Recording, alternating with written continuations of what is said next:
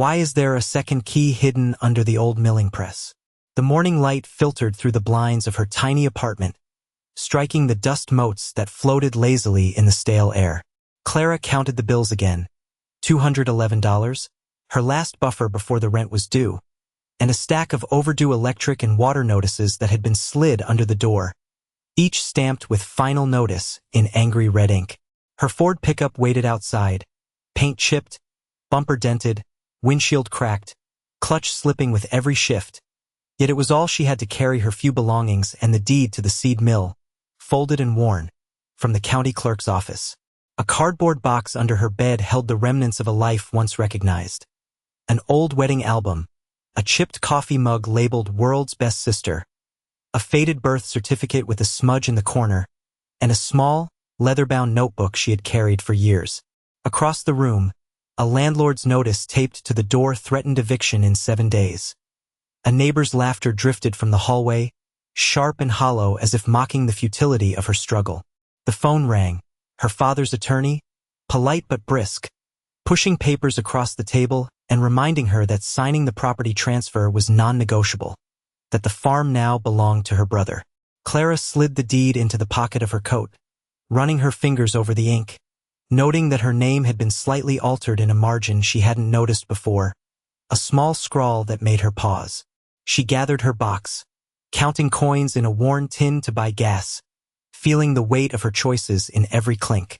The neighbor peeked over the fence as she lifted the box into the truck bed, muttering that junk mill will get you nowhere.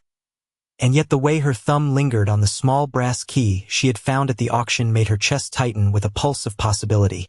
Every step she took across the gravel felt like walking a tightrope.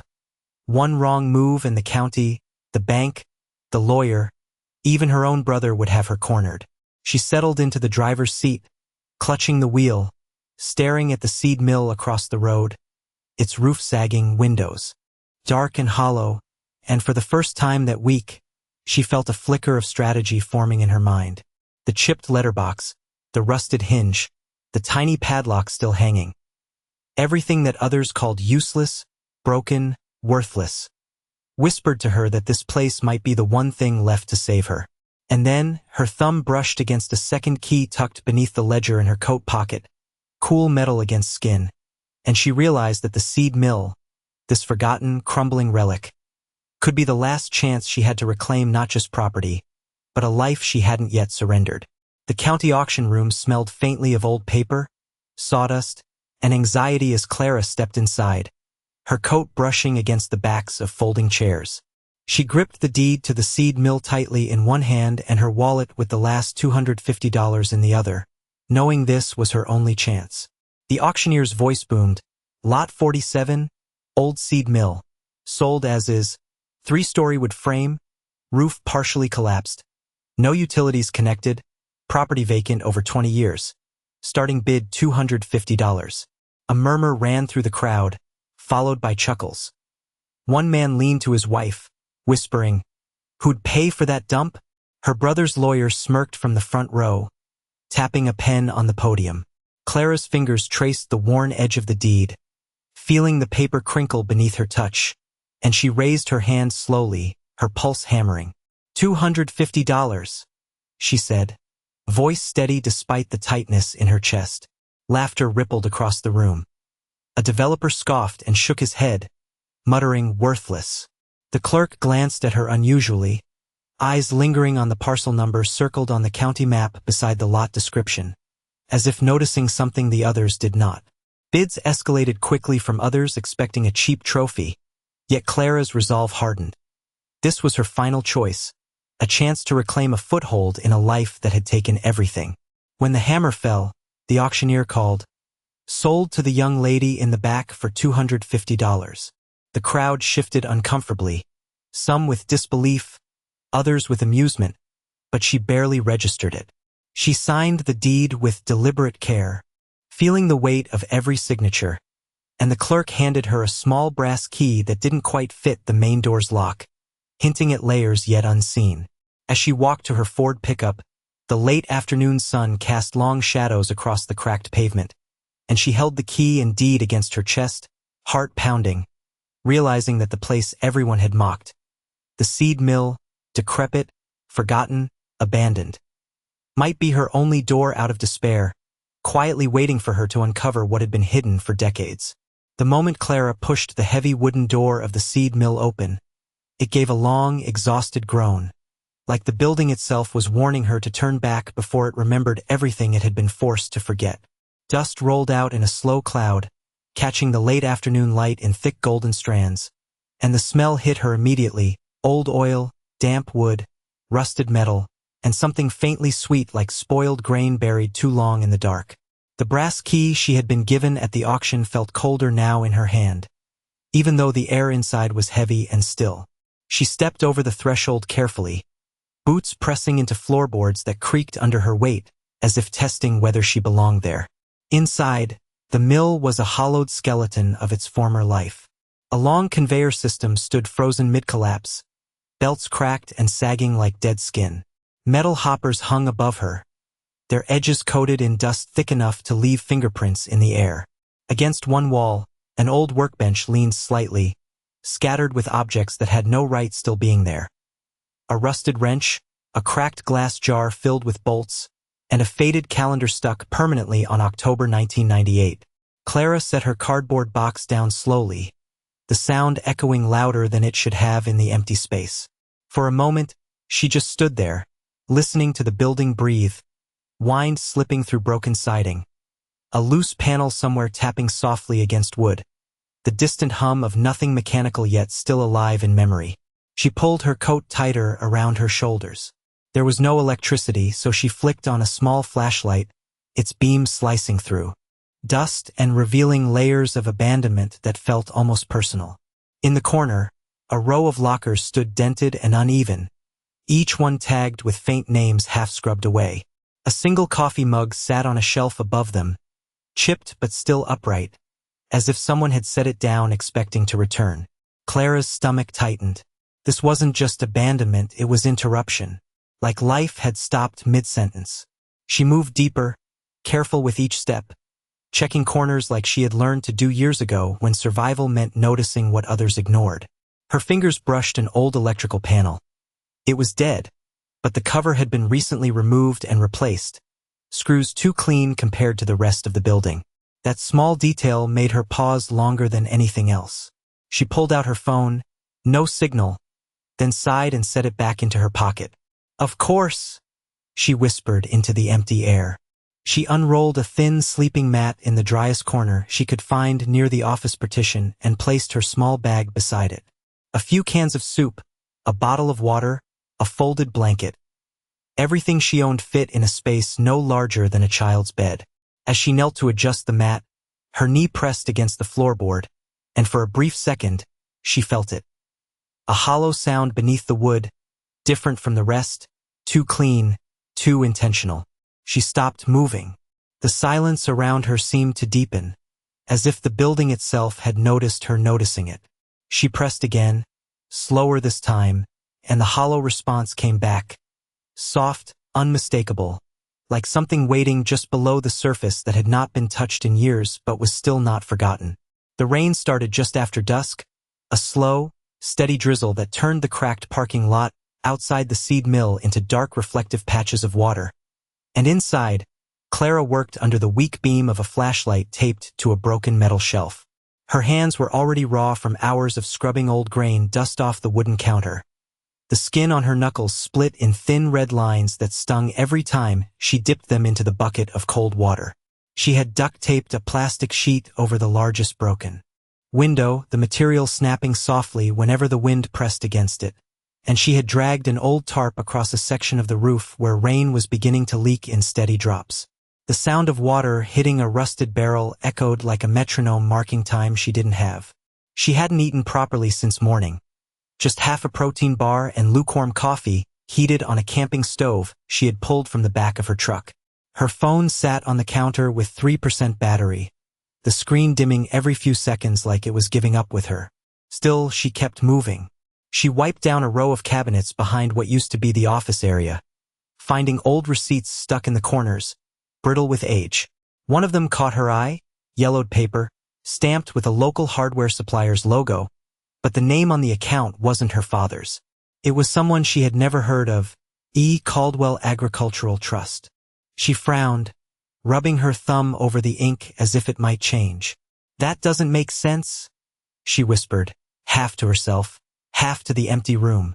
Her father had never mentioned any trust. She tried to rationalize it, maybe a supplier, maybe a contractor, but the more she looked, the more it felt wrong, like a piece placed in the wrong puzzle. Behind her, the old refrigerator in the corner clicked once but never turned on, leaving the room in a hollow silence broken only by rain and the occasional creak of settling wood. She moved to the office desk next, where drawers hung slightly open as if someone had left in a hurry. The top drawer was jammed shut, forcing her to use a screwdriver from her pocket to pry it open, with splintering softly as it gave way.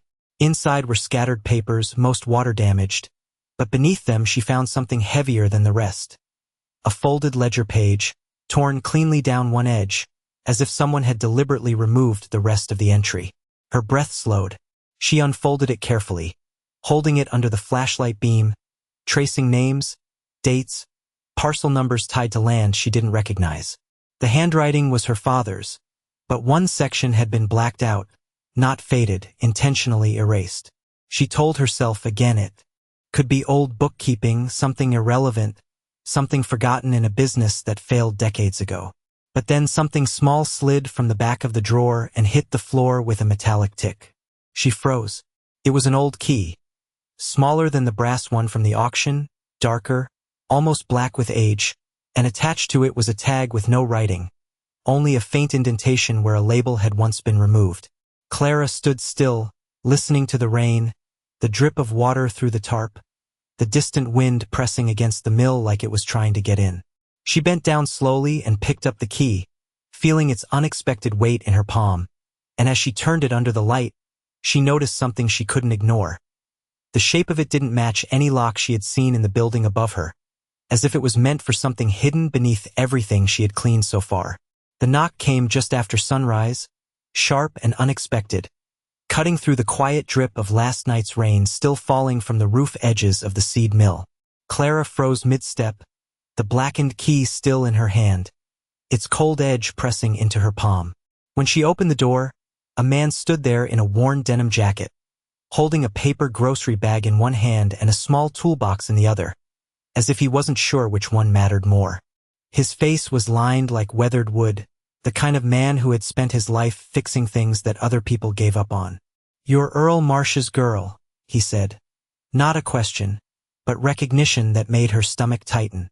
Before she could answer, he glanced past her into the mill, taking in the plastic-covered windows, the tarp, the damp floor, and nodded once like he already understood too much. "Name's Harold. I used to run the shop down on County Road 6. Your father kept this place alive longer than anyone knew." He stepped inside without waiting for permission, setting the grocery bag on a cleared corner of the counter. Bread, canned soup, a pack of coffee, and a flashlight with fresh batteries. Clara watched him carefully, still holding the key. "I didn't know anyone still remembered him," she said. Harold gave a short laugh, but it wasn't amused.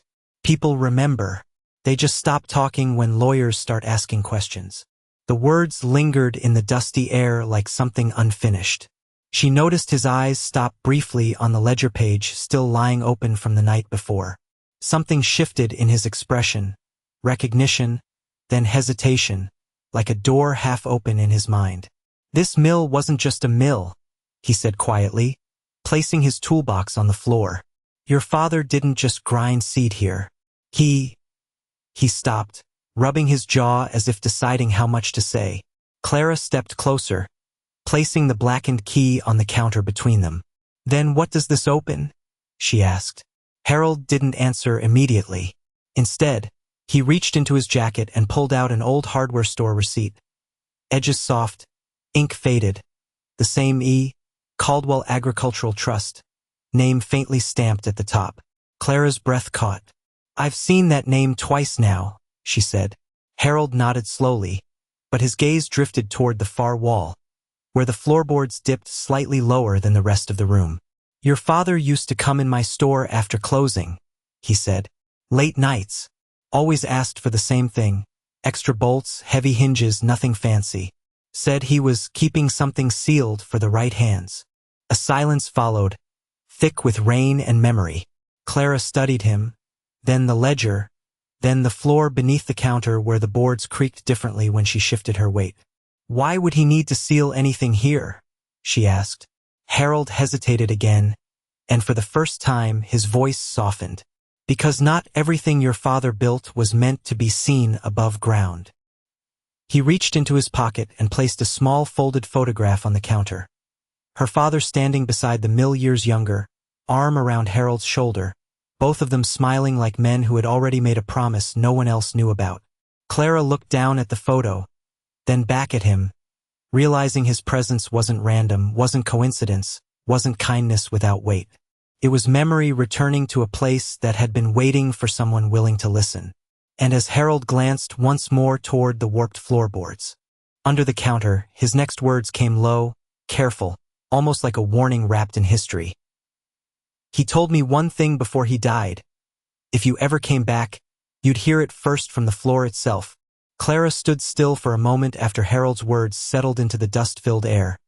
The silence inside the seed mill suddenly feeling less empty and more intentional, like the building itself was holding its breath.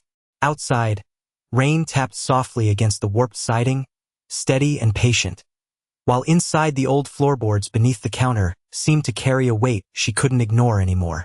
Harold didn't speak again. Instead, he moved slowly, setting his toolbox down near the counter and crouching as if he had done this exact thing years before. Start here, he said simply, tapping the wood with 2 knuckles. Clara knelt beside him, the blackened key still warm in her palm, and pressed her ear closer to the floor.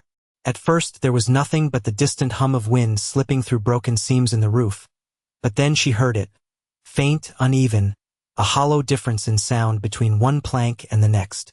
She shifted slightly, pressing again.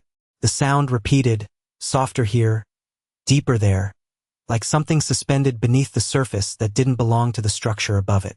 Harold pointed toward the counter's underside.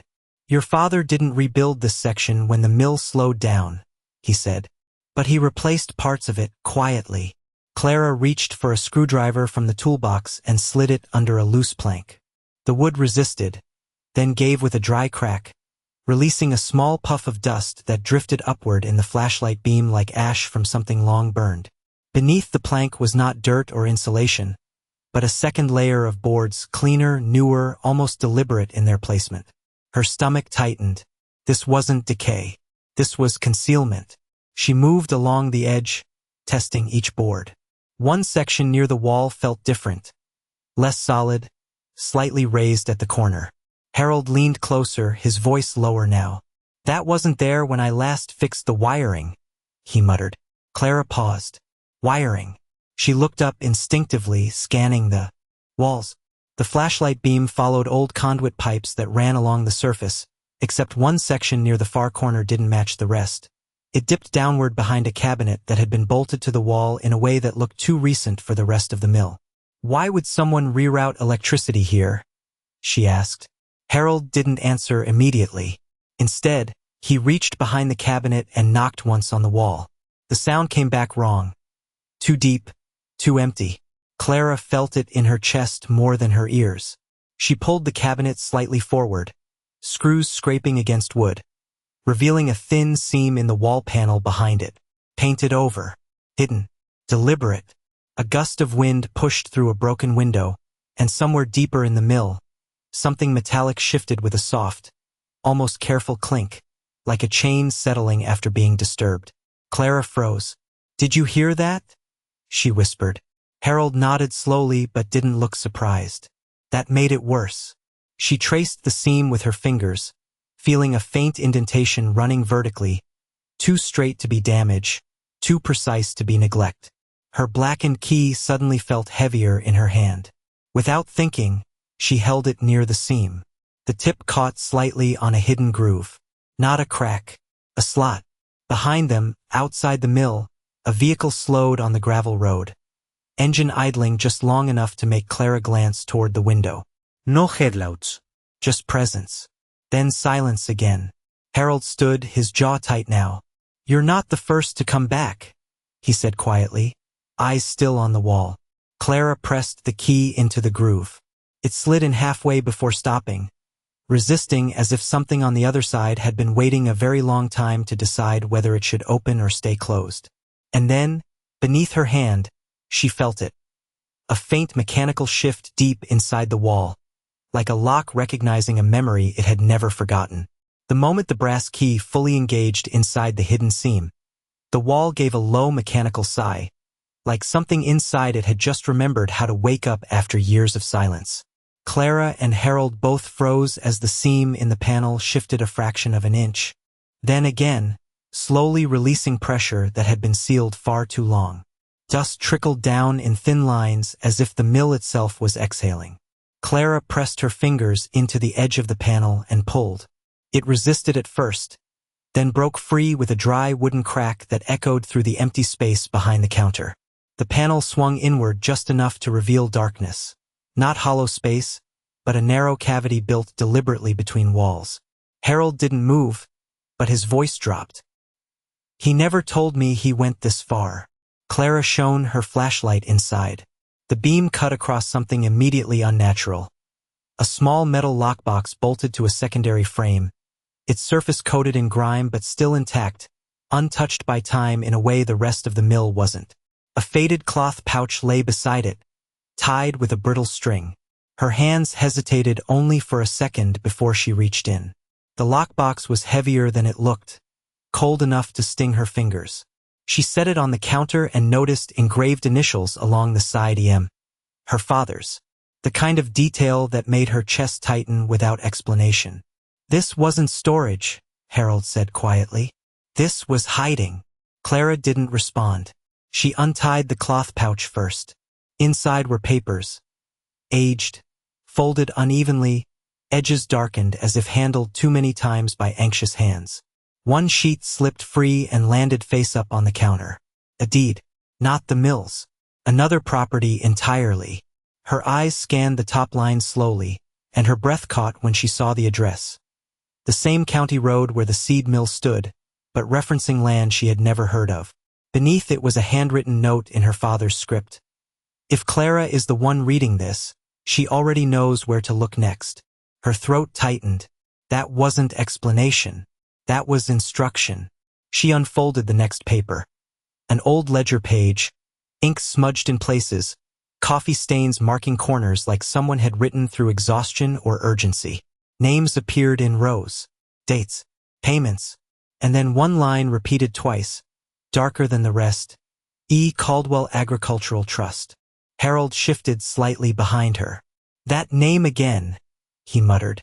Clara nodded, but her focus had already dropped to something else. A small Polaroid slipped between the pages. She pulled it out carefully. The image was faded but still readable. Her father standing in front of the seed mill, and beside him, a younger version of herself she didn't remember being photographed for. Her fingers went cold. "That's not possible," she whispered. But the handwriting on the back of the photo was unmistakable. For Clara, always keep the second key safe. She sat down slowly on the wooden counter edge, as if her legs had decided they couldn't hold her weight anymore. For a moment, she simply stared at the objects laid out in front of her. The deed, the ledger, the photograph. Each one answering a question she hadn't yet fully formed. Then she did what she needed to do without thinking too long. She folded everything back carefully, placed it inside her coat, and pressed her hand over it as if hiding it from the world itself. Harold exhaled slowly. "You should not keep that in plain sight," he said. Clara didn't look up. "I don't think I was ever meant to find it in plain sight," she replied. And as she slipped the lockbox back into the cavity behind the wall, she noticed something carved into the inner wood frame, barely visible under layers of dust and time. Her full name, etched deep enough that no amount of decay had erased it. The carved name inside the inner frame seemed to pulse under the flashlight beam, as if it had been pressed there with intention rather than tools, and Clara kept her hand against it for a long moment without speaking. Harold didn't move either. The mill felt different now. Less like an abandoned structure and more like a sealed room that had finally decided to remember its purpose. From the pouch she had just pulled out, Clara unfolded the ledger pages again. Slower this time, letting her eyes follow the ink instead of rushing toward meaning. Names repeated across columns. Small payments, land notes, handwritten corrections, but it wasn't the numbers that changed the air in her lungs. It was the pattern. Every few pages, her father's handwriting shifted from transactions to something quieter, almost personal. Helped Mrs. Donnelly keep her house, paid Dr. Kessler's supply debt, emergency grain loan, no interest. Harold leaned closer, pointing with a calloused finger. That's not business bookkeeping, he said softly. That's survival for half this county.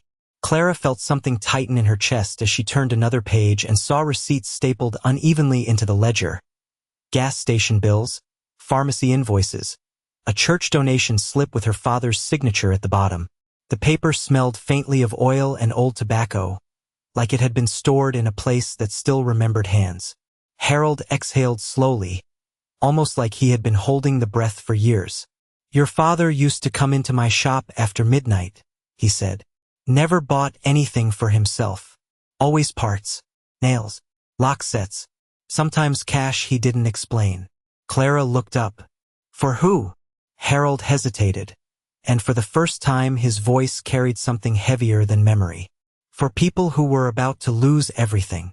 He reached into his jacket and pulled out a small cassette recorder, its plastic worn yellow with age. He pressed play without warning. A faint crackle filled the room, followed by her father's voice. Low, tired, unmistakably real. If anything happens to me, make sure Clara sees the second ledger, the voice said. Static swallowed the next words, then returned. Caldwell Agricultural Trust thinks this land is just numbers. It isn't. It's people. Clara froze at the name. Caldwell. The same name that had appeared on the ledger page. The same trust she had seen stamped on receipts without understanding why it mattered. Her grip tightened around the edge of the counter. Harold didn't look at her now. He was staring at the floor, as if listening to something underneath it that only he could hear. There was a year, he said quietly, when half the town was about to be bought out. Farms, homes, everything. Your father stopped it from happening, but he didn't do it publicly. Clara pressed pause on the recorder with trembling fingers. Why wouldn't he say any of this while he was alive? She asked. Harold shook his head slowly. Because the people who benefit from silence don't like questions. A long silence followed, broken only by the rain pressing harder against the roof. Clara looked down at the ledger again, and that's when she saw it. Beneath one of the pages, almost hidden in the binding, her own name written in the same handwriting, followed by a date she didn't recognize from her own life. She pulled the page free carefully, as if it might dissolve, and realized something that made the air in the mill feel suddenly too small.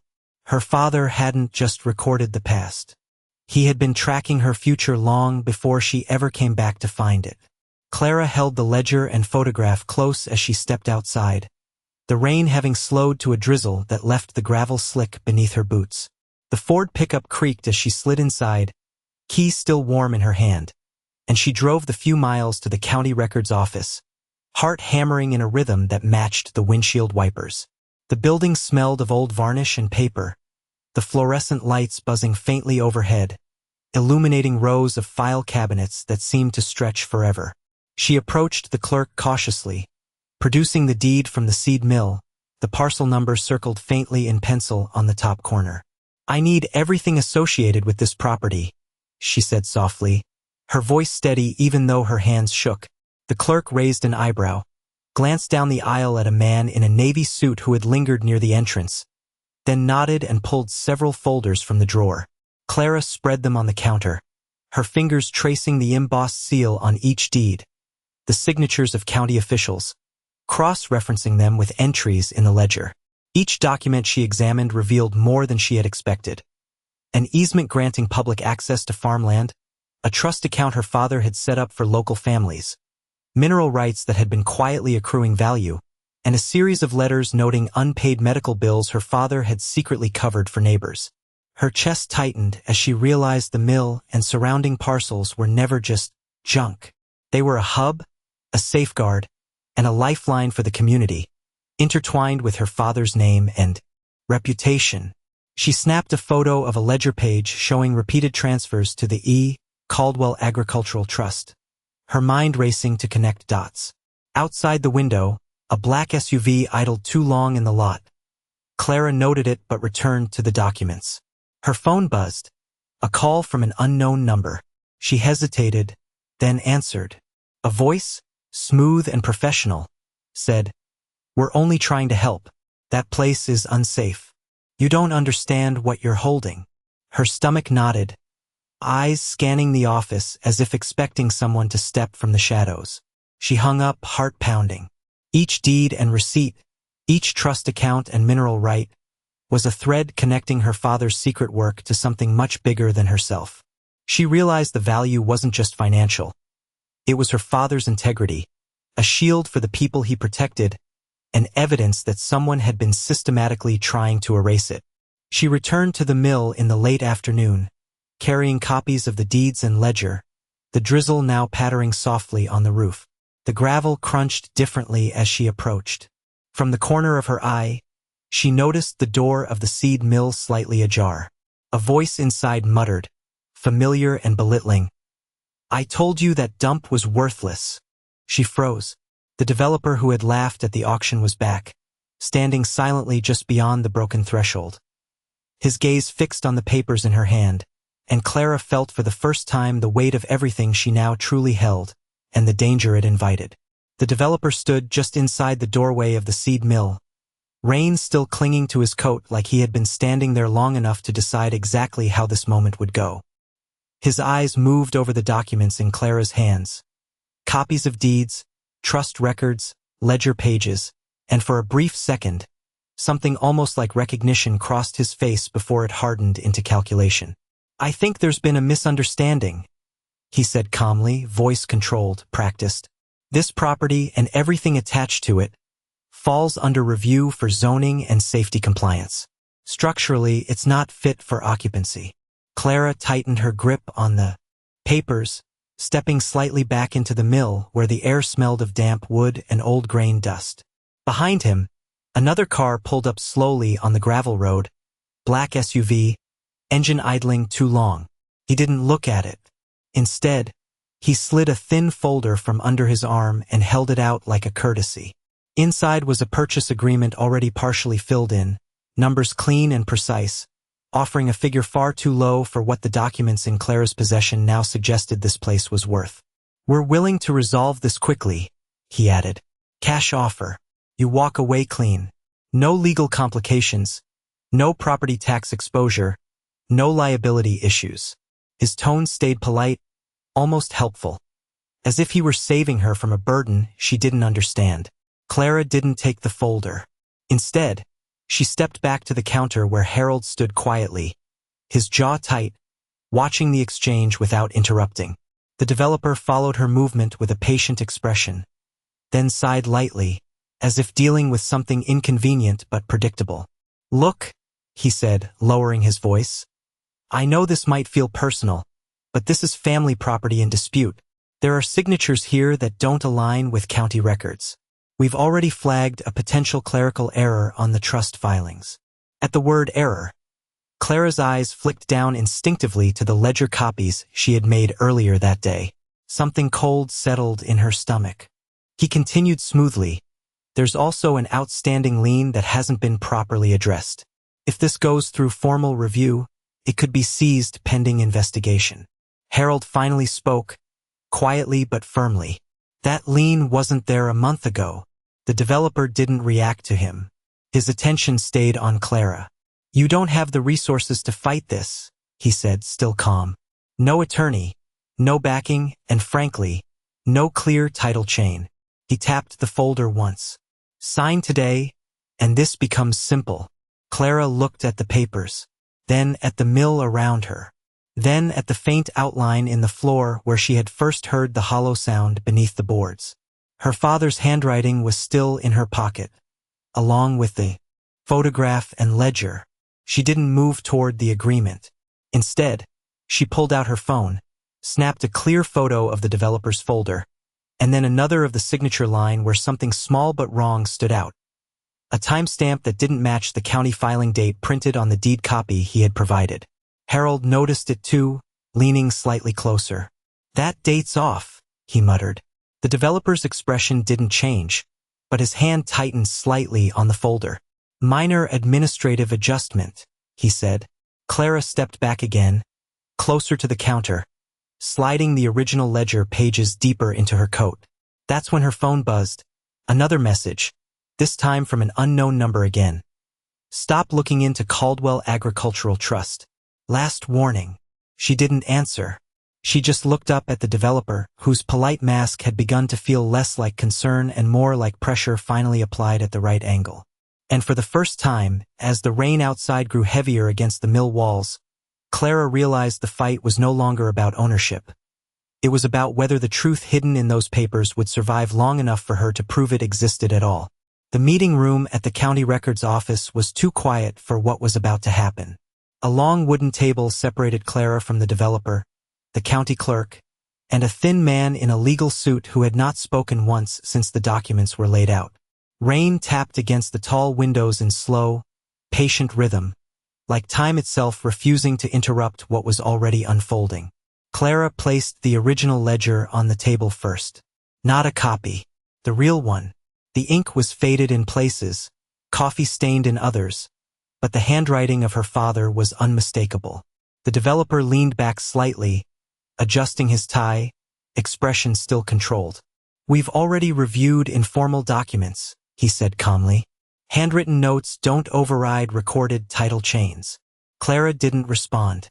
She simply opened the ledger to the page she had marked the night before. Harold, standing beside her, placed a small cassette recorder on the table and pressed play. The room filled with the crackle of tape before her father's voice emerged again. Low, steady, deliberate. "If anyone is hearing this, then Caldwell has already started moving the records." The developer's hand paused mid-air above his folder. Clara slid forward a county land record she had pulled that morning. The parcel number matched the seed mill, but the recorded owner name had been altered in a way that was only visible under angled light. An overwritten correction that had never been officially filed. The clerk leaned in closer, frowning. Harold pointed quietly. "That correction was never signed off by the original county auditor," he said. The developer exhaled lightly, still trying to hold the room.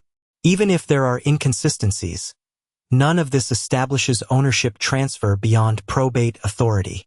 Clara opened the next document. A trust verification letter. Then another. Then a sealed bank correspondence showing a dormant agricultural trust account tied directly to her father's name and the mill property. The clerk's expression changed first. A slow realization, not dramatic but firm.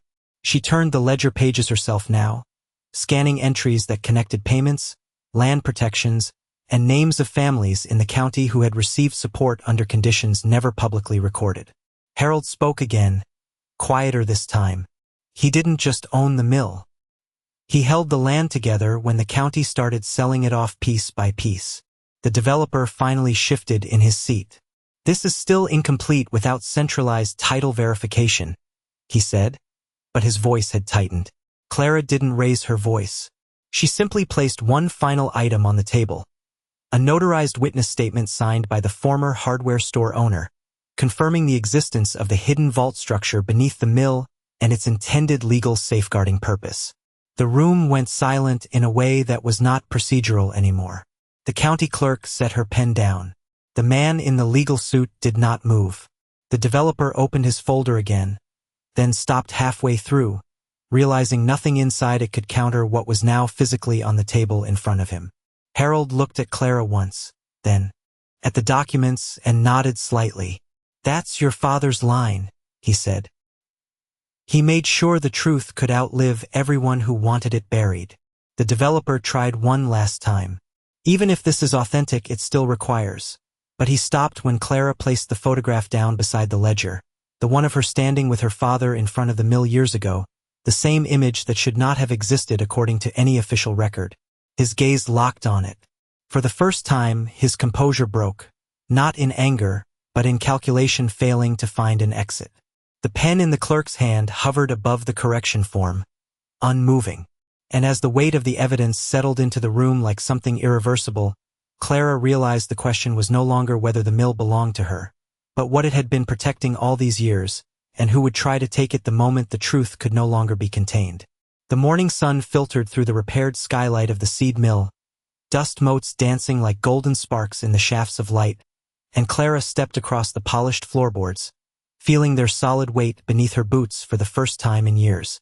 She held the brass key in one hand, no longer cold and alien but warm, a symbol of trust kept and promises fulfilled, and in the other, the deed freshly stamped, amended to reflect her rightful ownership and all the trust accounts her father had protected. Outside, neighbors who had once whispered or laughed now helped unload supplies for repairs. Wood for the sagging roof, fresh paint for the warped doors, cans of coffee for the mill kitchen that would serve as a small community hub. The ledger lay open on the main counter, pages flattened, showing the payments, the names, the histories that proved her father's care for the town, and Harold, standing beside her, nodded quietly. The developer who had tried to buy her off was gone, leaving behind only a formal letter acknowledging the trust's legality and the county confirming there were no liens or procedural objections. His polite mask replaced with a blank stare in town meetings where she had presented the documentation. Clara stepped outside briefly, inhaling the crisp morning air, and noticed families returning to the farmland, children laughing, elderly neighbors shaking hands and offering thanks, as if the mill itself had called them back to life. She placed the old photograph of her father back on the counter, leaning it against the ledger, and for the first time, the space felt like it was breathing with memory instead of decay. The community fund he had built from the trust accounts was being set up in one corner, small envelopes ready to distribute medicine, food, and school supplies. Clara knelt, adjusting the patchwork tarp over the old office window, and hung the mill's restored sign, the letters gleaming in the morning light, the same sign that had been scorned as junk years ago. Her heart caught when a neighbor addressed her plainly, "You're the owner now, Clara. You've kept this place alive for all of us." She ran her fingers over the journal she had tucked back into the drawer, now fully unhidden, realizing the inked words that once hid secrets were now proof of legacy, that nothing she held had ever been worthless. Walking to the far corner, she opened the cupboard where the blackened key had once seemed trivial and lifted it into sunlight, its weight now a promise, not a warning. Outside, a breeze stirred the loose leaves of the property, and through the windows of the restored seed mill, golden light spilled across the floorboards and ledger pages, catching dust in slow motion, as if the building itself was smiling, confirming that what had been called nothing but a crumbling relic had been waiting, patiently and faithfully, for the right hands to turn it into home, heritage, and sanctuary.